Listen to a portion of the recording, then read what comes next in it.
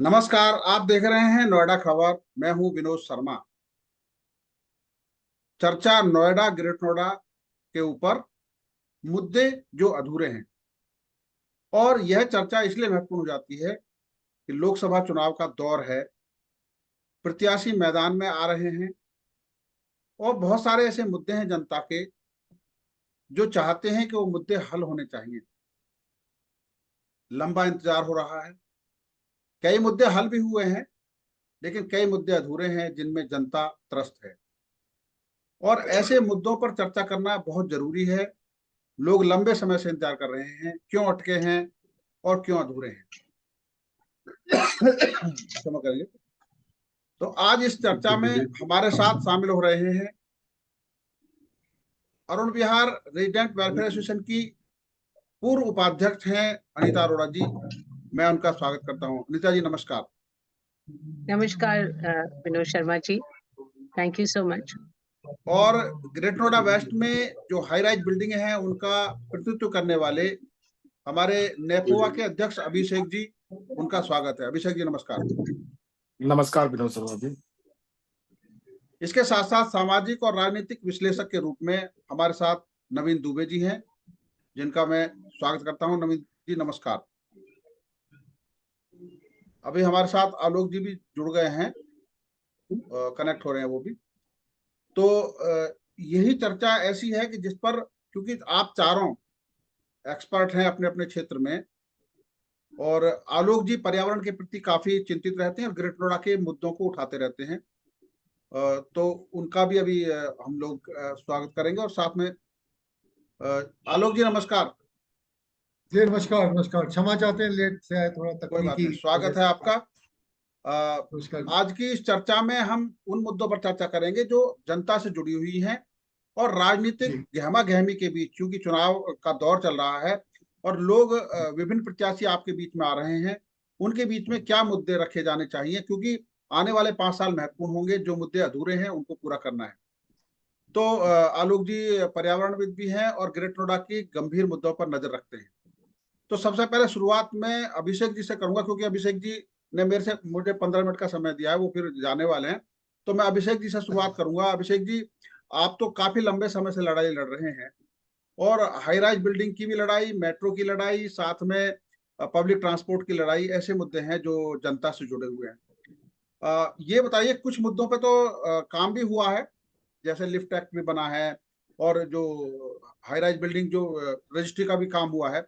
अभिषेक जी बताइए, क्या मुद्दे ऐसे हैं जो आप चाहते हैं कि वो जल्दी से जल्दी हल हों और जिनको लेकर आप लगातार चिंतित रहे हैं और आपका संगठन चिंतित रहा है। अभिषेक जी।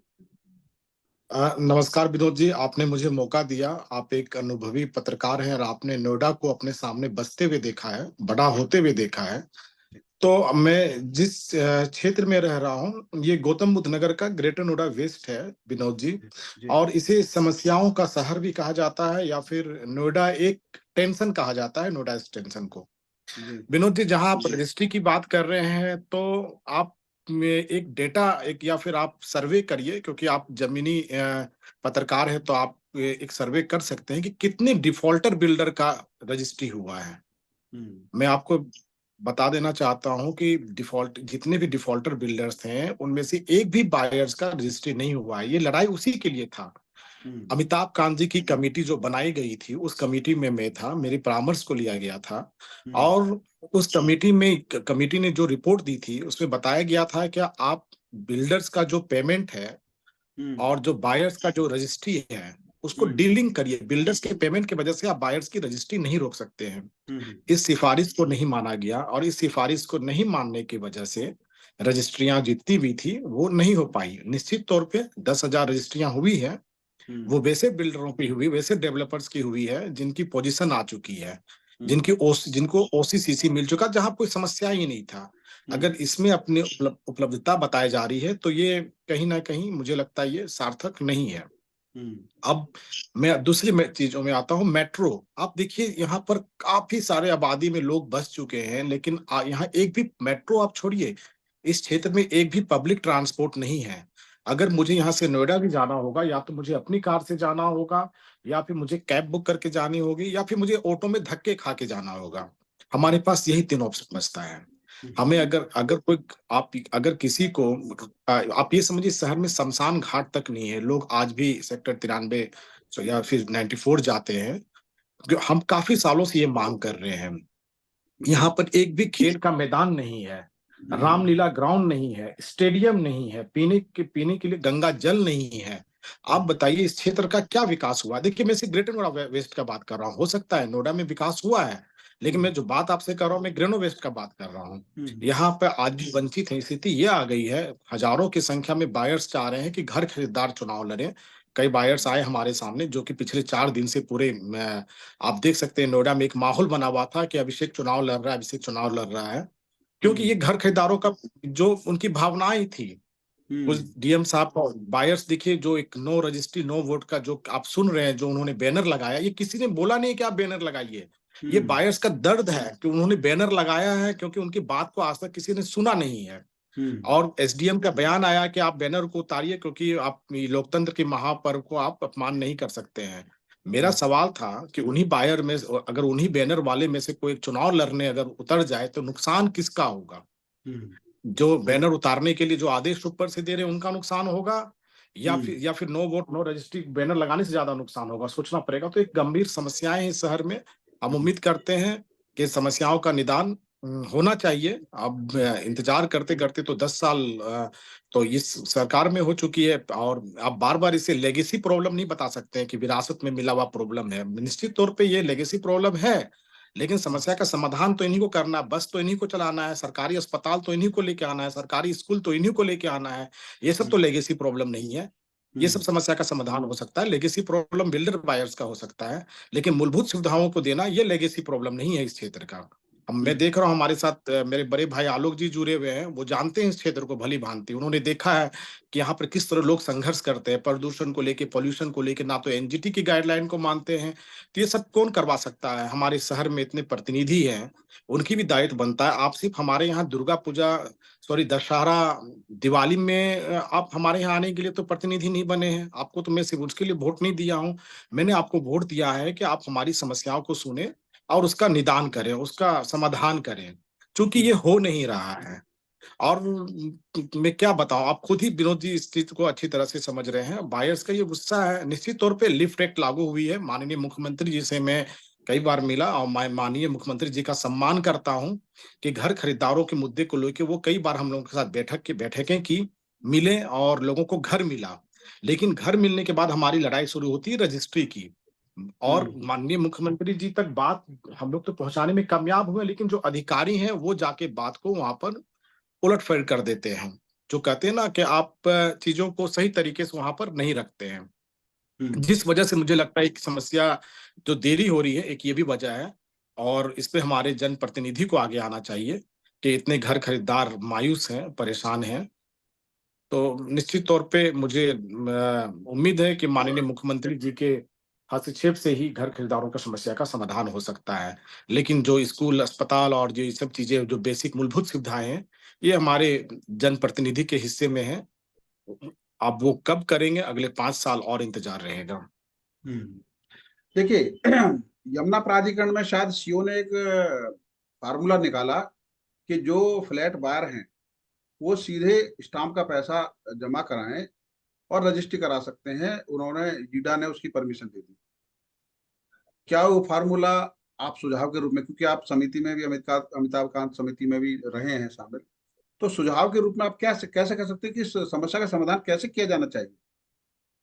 देखिए, कल ही मुझसे ministry of housing urban affairs की तरफ से मुझसे एक रिपोर्ट मांगी गई है कि इस अभी क्यों रजिस्ट्री होने में क्यों देरी हो रही है, और अमिताभ कांत जी की सिफारिशों में कितनी बदलाव हुई है। मैं उस रिपोर्ट का तैयार कर रहा हूं, और मैं माननीय मंत्री जी के पास में ये रिपोर्ट अगले 1 वीक के अंदर पहुंच जाएगा। और ये आपने जो बताया है येडा का, ये बहुत ही अच्छा है।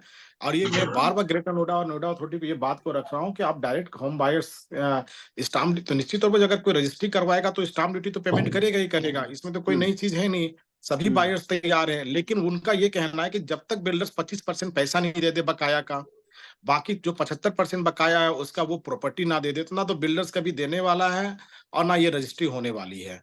निश्चित तौर पे माननीय मुख्यमंत्री जी ने थोड़ी सहूलियत जरूर दी है, लेकिन इस सहूलियत का फायदा लेने के लिए बिल्डर्स आगे नहीं आ रहे हैं। तो उन्हें तो जो सख्त कार्रवाई करनी है तो प्राधिकरण को करनी होगी, बायर्स तो नहीं करेगा।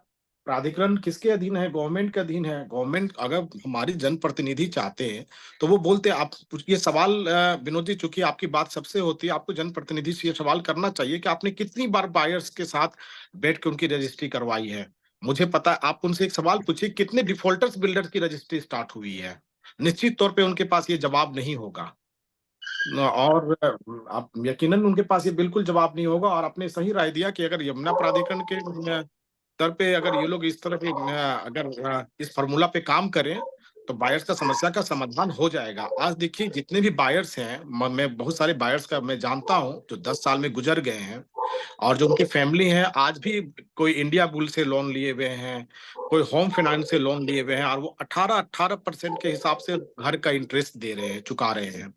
अगर रजिस्ट्री हो जाती तो वो किसी नेशनलाइज बैंक, एसबीआई या फिर आप कोई भी नेशनलाइज बैंक से अगर होम लोन अपना ट्रांसफर करवा लेंगे, वो सीधे आधा हो जाएगा, 8% 9% हो जाएगा। तो आप देखिए कितने लोग परेशान हैं।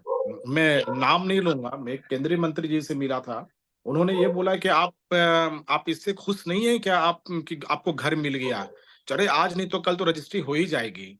लेकिन जब मैं उन्होंने बताया कि रजिस्ट्री नहीं होने की वजह से क्या समस्या हो रही है, तो उन्हें फिर ये समझ में आया कि अच्छा, ये भी प्रॉब्लम हो सकती है। तो ये समझिए, हमारी जो समस्या उन तक पहुंच नहीं पा रही है, या कोई रखने वाले नहीं है। और माननीय सांसद जी ने जो संसद भवन में बात उठाई, हालांकि उन्होंने पिछले 5 साल में एक बार ही होम बायर्स का मुद्दा को उठाया, जो कि इस शहर का सबसे गंभीर समस्या है। होम बायर्स जितने भी लोग हैं, बाहर से आए हुए लोग हैं और यहाँ पर उन्होंने घर खरीदा, उनकी रजिस्ट्री नहीं हुई है, उनको इस समस्या को बार बार उठाना चाहिए था जब तक उनकी घर कोई रजिस्ट्री नहीं हो जाए।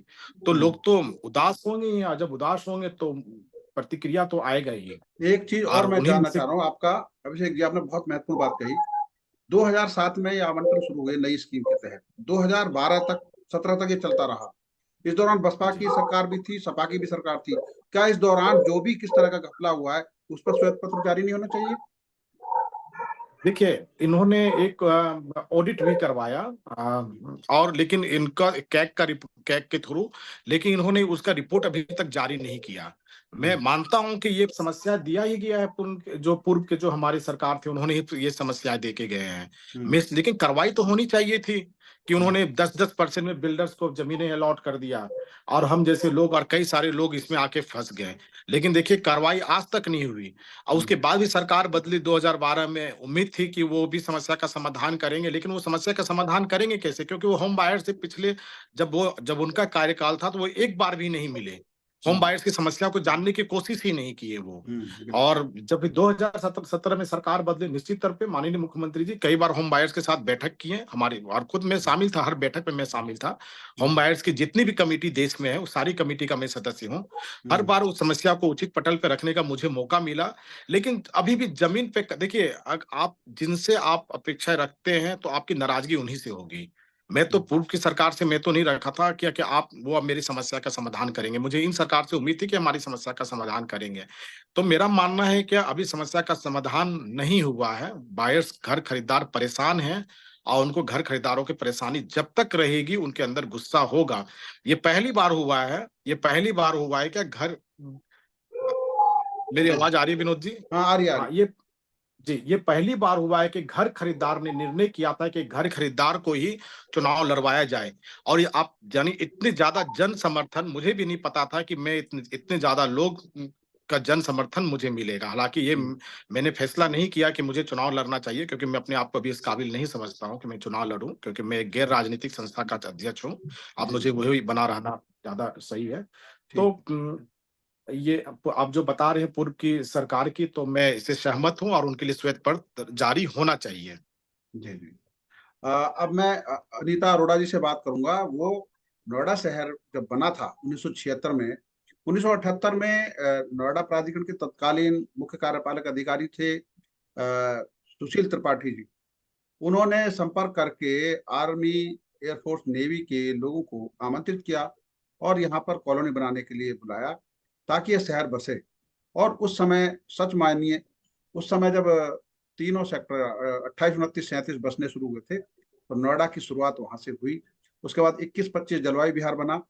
तो आज उन सारे सब सेक्टरों में आर्मी के, एयरफोर्स के, नेवी के अधिकारी रहते हैं और वो देश की सेवा भी करते हैं। और इस समय वो जब नोएडा में रह रहे हैं तो एक नागरिक अधिकारों के तहत वो अपने मुद्दे उठाते हैं। उन्हीं में, क्योंकि वहां पर अरुण विहार RWA है, उसके पूर्व उपाध्यक्ष हमारे साथ अनीता जी हैं।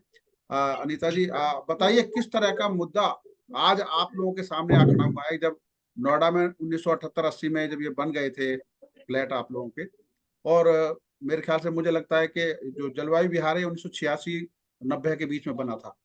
तो आज किस तरह की समस्याओं का सामना करना पड़ रहा है, और आपने इस दौरान अधिकारियों से भी संपर्क साधा होगा, जनप्रतिनिधियों से संपर्क साधा होगा? जी। नमस्कार विनोद जी, आप जैसे इतने पॉपुलर हैं आप और इतने एक्सपीरियंस्ड हैं, और जब आपका इनवाइट मिला तो I was feeling very proud. मैं मिसेस अनीता अरोड़ा, मैं एक सबसे पहले तो मैं एक रेजिडेंट हूँ अरुण विहार की, आज से 30 साल से यहाँ रह रही हूँ। जी। तो जी। मैंने अरुण विहार को देखा है किस तरह से ये स्टार्ट हुआ था, जबकि यहाँ बिल्कुल लैंड था, खाली लैंड था जहाँ पे गाय और भैंसें नजर आती थी। And I have been the vice chairperson of Arun Vihar resident welfare association 2022-2023, जो सेक्टर्स जैसे आपने कहा 28, 29, 37 और करीब 5,000 यूनिट्स के हैं। जी। मैं जी। एक एंटरप्रेन्योर भी हूँ, बिजनेस एंटरप्रेन्योर हूँ। मेरे ग्रुप ऑफ कंपनीज है और मैं ऑटोमेशन में हूँ। जी। सबसे पहले तो मैं बहुत प्रिविलेज फील करती हूँ कि मैंने अभी अभिषेक जी से सुना और आलोक जी, जो इस फील्ड के काफी डिस्टिंग्विश हैं, और मैं I am very happy to be with them. हालांकि नोएडा और ग्रेटर नोएडा में मैं लास्ट 10 साल में देख रही हूँ कि बहुत कुछ परिवर्तन हुआ है। ऐसा नहीं कह सकते कि इसमें कुछ नहीं हुआ है, लेकिन मैं उनको भी थैंक्स करना चाहती हूँ, जैसे MP है, MLA है, CO है, नोएडा अथॉरिटी है, कि बहुत जगह पुलिस है और मैंने डेवलपमेंट देखा है। मैं ये नहीं कह सकती हूँ कि डेवलपमेंट बिल्कुल नहीं हुआ है। हाँ, ग्रेटर नोएडा में जो ये अभिषेक जी ने कहा है, ये बिल्कुल सही है। एंड आई एम श्योर कि जिस तरह से नोएडा का ग्रोथ हो रहा है, वैसे ही ग्रेटर नोएडा का भी ग्रोथ होना चाहिए। नोएडा बहुत ही पॉपुलर है देश विदेशों में, और अरुण विहार के बारे जैसे आपने कहा, ये सबसे बड़ा and it is the largest and the well known society जो 300 एकड़ में बसा है। ये जी। जो जी। अरुण विहार का नाम आप सुन रहे हैं, ये हमारे शहीद लेफ्टिनेंट अरुण खेत्रपाल के नाम, जिनको PVC परमवीर चक्र से उनको अवार्ड दिया गया था, ये नाम उन्हीं नाम से ये अरुण विहार जो है ये बसा है। जी। अब जी। हम बात करते हैं कि जो आपने बताया कि प्रॉब्लम्स है। इनफैक्ट प्रॉब्लम्स तो बहुत है। मैं शुरू करना चाहती हूँ कि मैं जब वाइस चेयरपर्सन बन के आई थी और मैंने इसको एक रेजिडेंट की तरह से देखा कि मैंने एक रेजिडेंट होके क्या क्या प्रॉब्लम्स हमने देखा है और हमने फेस किया। सबसे पहले बात आती है इंफ्रास्ट्रक्चर की। इमारतें की मरम्मत बहुत जरूरत है। पुराने जंग लगी हुई पाइपें, जिन्हें परिवर्तन की बहुत आवश्यकता है। छत की मरम्मत, यहाँ के इंफ्रास्ट्रक्चर्स में आप देखिए, बाहर से बहुत अच्छा लगता है, लेकिन जब आप कोई भी वार्ड या कोई भी सेक्टर में जाते हैं, ये 3 सेक्टर्स में जैसे मैंने अब बताया 28, 29, 37, जिसमें 25 वार्ड्स हैं, तो हर एक 25 वार्ड्स को ही लेके चलिए तो ये 35 साल पुराने सीवेज लाइन, मैनहोल की रिकंस्ट्रक्शन या मरम्मत कहिए, उनकी बहुत ही आवश्यकता है। मुख्य सीवर लाइन और मैनहोल की मरम्मत की बहुत जरूरत है। ब्लॉक्स में पुराने तारे, मीटर पैनल्स ऐसे अभी तक भी लटके हुए हैं, जो देख के बड़ा दुख होता है, और अभी हम उनके पीछे PVNL, ENM सब सब डिपार्टमेंट्स के पीछे हम लगे हुए हैं, और काम शुरू हुआ है। मैं ये नहीं कहती हूँ काम नहीं शुरू हुआ है, लेकिन बहुत जगह अब आप देख लीजिए, सर्विस सेक्टर 29 बिजली कार्यालय में इलेक्ट्रिक बिल वसूली केंद्र की स्थापना की हम बहुत दिन से डिमांड कर रहे हैं। सेक्टर 28 में सेक्टर 20 पुलिस थाने का एक पुलिस चौकी की हम रिक्वेस्ट करना चाहते हैं। सेक्टर 37 में सेक्टर 39 पुलिस थाने का एक पुलिस चौकी की स्थापना की रिक्वेस्ट करते आए हैं। ब्रह्मपुत्र, गोदावरी, गंगा, अलकनंदा मार्केट में ट्रैफिक कंट्रोल की बहुत जरूरत है।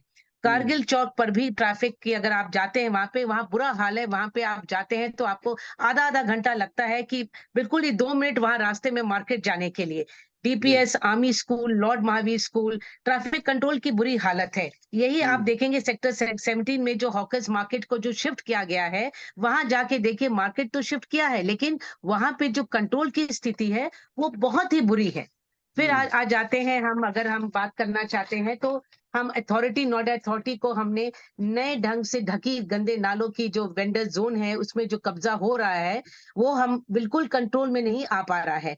महिला पुलिस के द्वारा अरुण विहार में दिन रात की पेट्रोलिंग शुरू करने के लिए बहुत आवश्यकता है। आए दिन आप देखते हैं चेन स्नैचिंग शुरू हो रहे हैं, सिंगल लेडीज रोड में अपने आप को बिल्कुल ही महसूस नहीं कर पा रहे हैं, दे डोंट फील सिक्योर।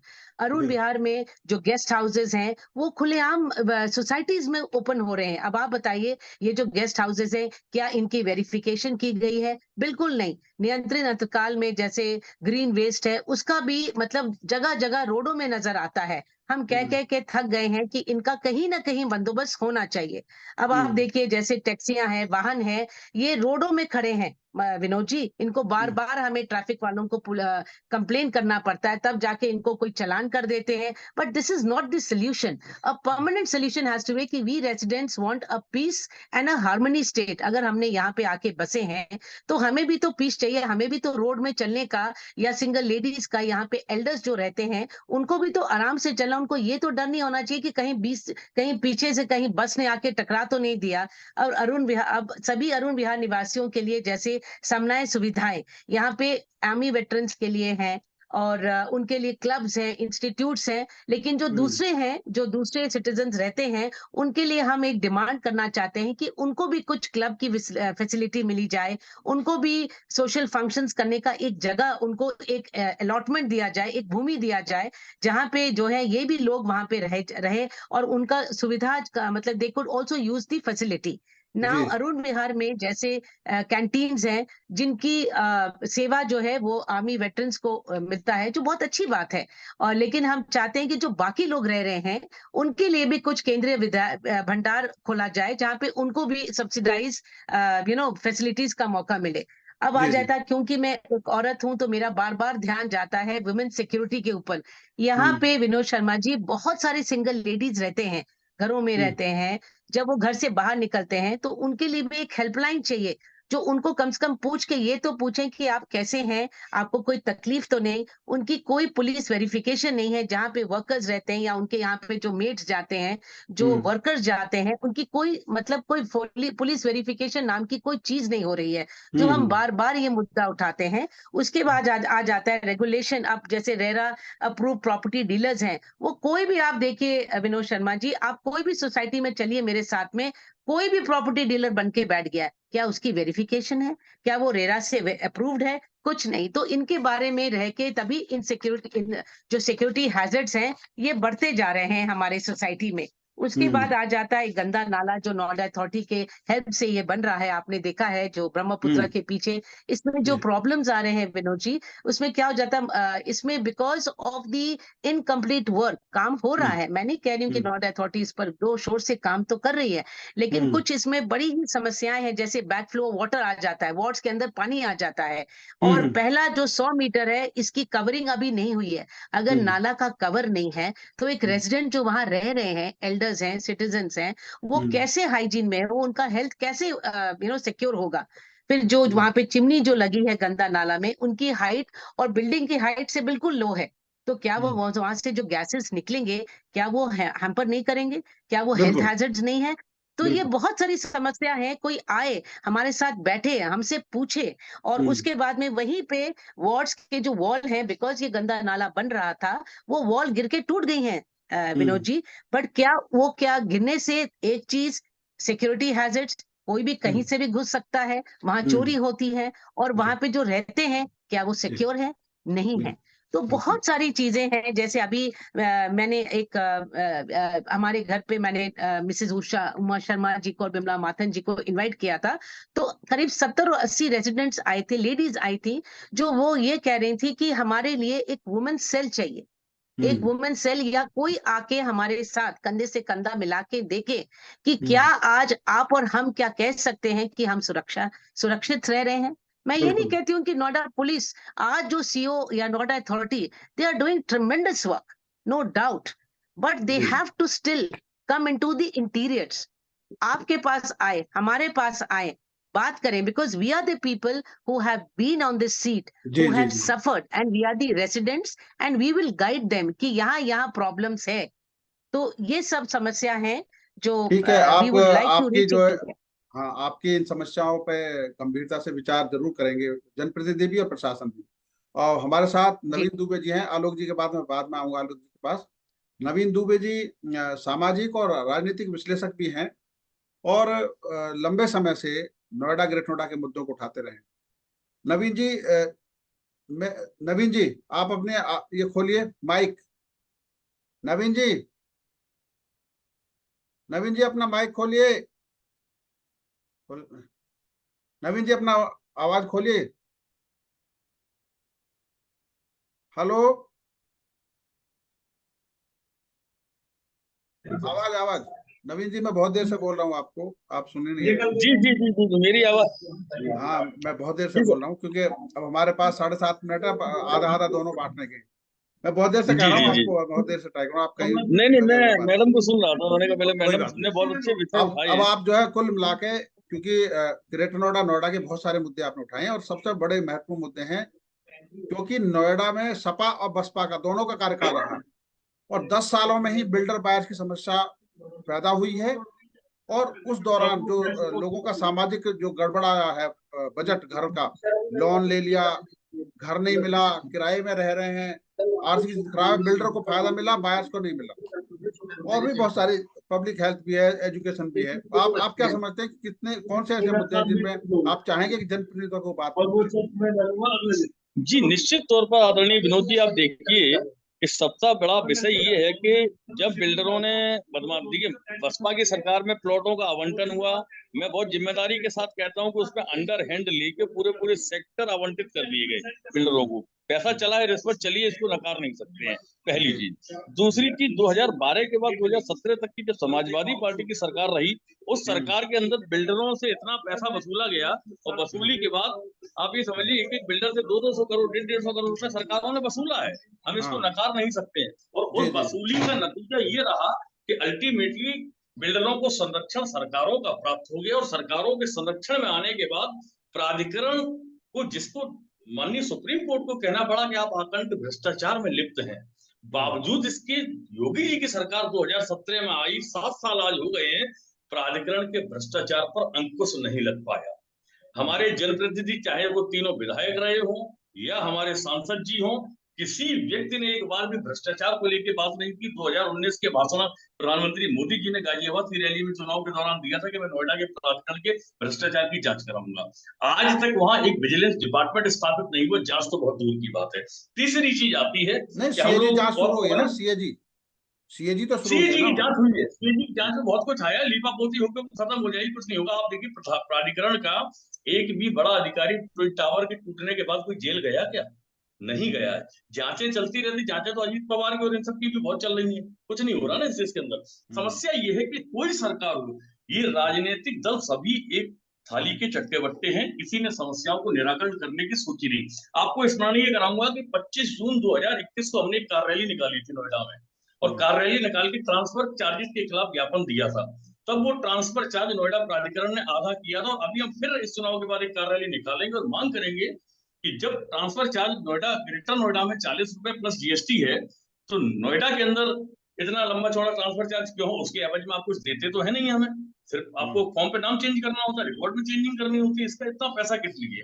तो ये बहुत सारी विषमताएं हैं कि एक ही जिला है, 3 प्राधिकरण है, तीनों प्राधिकरण के अंदर पॉलिसीज और नियम अलग अलग है। तीसरी चीज क्या है कि प्राधिकरण के अंदर किसी तरीके की कोई जन भागीदारी नहीं है। जब जन भागीदारी नहीं है तो अधिकारियों की मनमानी चल रही है।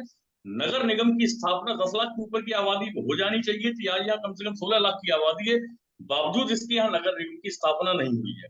नगर निगम न होने से जनप्रतिनिधि हमारे यहाँ शून्य है, और जो सदन में सवाल उठाने चाहिए, मैं तो डॉक्टर महेश शर्मा जी से पूछता हूँ, उन्होंने एक बार उठा के स्त्री कर ली। अरे भाई, एक ही विषय थोड़ा ही है, यहाँ नोएडा के अंदर तमाम सारे विषय हैं, आप उन विषयों को उठाते। सबसे बड़ी चीज ग्रेटर नोएडा वेस्ट का जो विषय अभिषेक जी बोल रहे थे, वहां पानी की इतनी बड़ी प्रॉब्लम है, और आने वाले 5 साल बाद इतनी बड़ी प्रॉब्लम होने वाली कि हाई राइज सोसाइटी में टॉप ऊपर के लोगों को पानी ही मिलना मुश्किल हो जाएगा। ग्राउंड लेवल वहां निरंतर नीचे जा रहा है, क्योंकि आप ग्राउंड लेवल पर लोग जी रहे हैं वहां पे, आपके पास कोई भी गंगा वाटर या इस तरीके की पानी की सप्लाई की वहां लाइन नहीं है। तो ये विषय है। दूसरा विषय आता है कि जो नाले आपके हैं सारे के सारे खुले हुए हैं, इतने फ्यूम्स निकलते हैं। अनीता मैडम जानती है कि इनके घर में टीवी या एसी 1 साल से ज्यादा चलता ही नहीं होगा। 1 साल बाद, 1.25 साल बाद वो खत्म हो जाते हैं, इतनी फ्यूम्स होती है उसके अंदर। मैं 50 सेक्टर में रहा हूँ, सामने से नाला जाता था, हर साल हमारे यहाँ इलेक्ट्रॉनिक डिवाइसेस खराब होते थे। तो इन चीजों आलोक जी, मैं एक चीज आपको बताना चाह रही हूँ कि आप भी मेरे से सहमत होंगे कि पिछले साल हमने पीछे पढ़ के उनको हर एक जैसे मतलब आप सोच नहीं सकते हैं कि हर गर्मी आता है और इतनी फ्लक्चुएशन होती है, तब हमें पता चला था कि ना तो इसमें अर्थिंग हुई थी और ना इसमें जो मीटर बॉक्सेस और जो जंक्शन बॉक्सेस लगे हैं। हम बार-बार पीवीएनएल को कह रहे हैं कि आप हमारे कहने पे प्रपोजल देखिए, ये जंक्शन बॉक्सेस की जरूरत नहीं पड़ेगी। मैं ठीक कह ठीक। रही हूँ हम मैं हमारे पास समय उनको कम एक है प्रपोजल भी दिया अनीता था। जी, हमारे पास समय कम है अनीता जी, क्योंकि अब जी, जी। 2.5 मिनट का समय बचा है। अब आलोक जी के लिए केवल 2.5 मिनट का समय रहेगा। जी, जी, जी, जी, बिल्कुल, आलोक बिल्कुल, जी, बिल्कुल। हाँ, क्योंकि समय का ध्यान रखना पड़ता है ना। आपका मुद्दा जी। हमने बहुत समय लिया। आलोक नहीं जी। जी, कोई बात नहीं, समय की कोई बात नहीं है, 2 मिनट में भी बात रख सकते हैं। हाँ हाँ, मेरा बिल्कुल ये बिल्कुल। कहना है कि एक्सटेंशन, जो नोएडा वेस्ट की बातों को सुन के 2 पंक्तियां याद आई कि जख्म देकर कहते हो जीते रहो, और जान लेकर कहते हो कि, और वो क्या, जान लेकर कहते हो जीते रहो। हाँ अब समस्या ये है कि मैं एक्सटेंशन की बात नहीं करूंगा, अभिषेक जी ने बहुत कह दिया है। अब मैं जी सीधे ग्रेटर नोएडा पे आता हूँ, जो कि जिसकी कुछ जो पॉइंट्स हैं वो नोएडा को भी समायोजित करती हैं। जी जी सबसे जी। पहले तो आरडब्ल्यूए और अथॉरिटी के कोऑर्डिनेशन का कोई माध्यम नहीं। अभी तक ना तो नोएडा में इन्होंने आरडब्ल्यूए को मान्यता दी है, ना तो ग्रेटर नोएडा में। जी जी। शहर के लोग हम लोग हैं, हमें शहर की बारीकियों का पता है, कहाँ पे क्या जरूरत है। हमसे कभी राय नहीं ली जाती। जी। सबसे मुख्य बिंदु ये है, हमसे राय न लेने की वजह से कई गलत डिसीजन हम पे थोप दिए जाते हैं। जैसे कि वेंडर जोन, नोएडा के हालात आप देख लीजिए, आज सेक्टर 62 से लेकर सेक्टर 11, सेक्टर 12, और अभी जहां मैम रहती हैं सेक्टर 29 का जो वेंडर जोन बना है, ये सब स्लम एरिया में तब्दील हो रहे हैं। बिल्कुल। इतने जब आप स्मार्ट सिटी की बात करते हैं, तो इस प्रकार से वेंडर जोन बनाने का क्या कॉन्सेप्ट है? 2-3 अधिकारियों के दिमाग की उपज को अगर इस क्षेत्र की जनता पे थोप दिया जाएगा, तो मैं समझता हूँ कि वह को बहुत ही बड़ा एक बेईमानी है हम लोगों के साथ, जो यहाँ के नागरिक हैं। जी जी ग्रेटर नोएडा की बात करते हैं, यहाँ पे मेट्रो का जो रूट है वो जी। 51 की तरफ ले जाया गया। हमने कई बार बोला कि ठीक है, आप 51 ले गए हैं, लेकिन अगर आप फुट ओवर ब्रिज बनाने के बजाय 51 और 52 को अगर आप जोड़ देते हैं, तो ग्रेटर नोएडा के कॉलेज जाने वाले बच्चे, ऑफिस जाने वाले लोग सीधे बोटैनिकल से सीधे दिल्ली द्वारका तक पहुंच सकते हैं। लेकिन उस बात को कभी तवज्जो नहीं दी गई। फुट ओवर ब्रिज आज भी बन रहा है, और उसके बनने में आज भी अभी समय लगेगा, शायद 5-6 महीने का। तीसरा, बिल्कुल। मैं आता हूँ कि यहाँ पे हम जब स्मार्ट सिटी की बात करते हैं, तो हमारे परी चौक पे जाम बहुत लगता है। उम्मीद है कि आज की सार्थक चर्चा में बहुत निष्कर्ष निकले हैं, लोगों को समस्या का समाधान होगा। आपका सबका बहुत बहुत धन्यवाद अनीता जी, नवीन जी, थैंक आलोक यू। जी और अभिषेक जी। आप